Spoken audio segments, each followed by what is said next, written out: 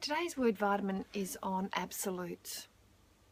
You know those words, only, never, always. There's a few others, forever.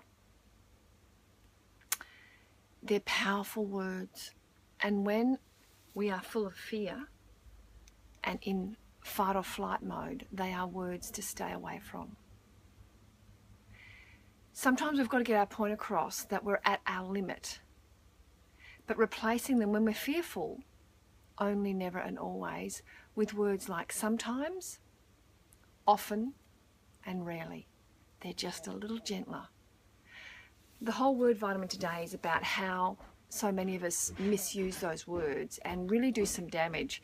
We all argue, we all have conflict, but having some ground rules when you argue really helps you doing irreparable damage, because when you argue, you want to resolve the issue that you're arguing about with your loved one or the person you care about, not add more problems. And so the language you use and the tone that you use and the code of conduct that you use when you're arguing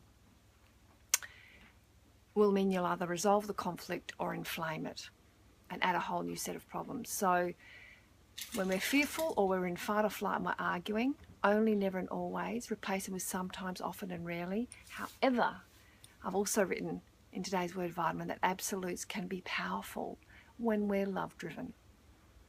So, you know, you're my one and only. You know, I'll never be disloyal to you. I'll never hurt you. And I'll always love you. Those kinds of frames for absolutes are the precious ones, the ones, you know, really worth focusing on. Because we know we don't want to hear that we're sometimes loved, or, you know, we will rarely plan to be disloyal. But those words don't work then. So food for thought, how are you with using your absolutes when it comes to those relationships that really, really matter to you? And also, of course, let's not forget ourselves. When it comes to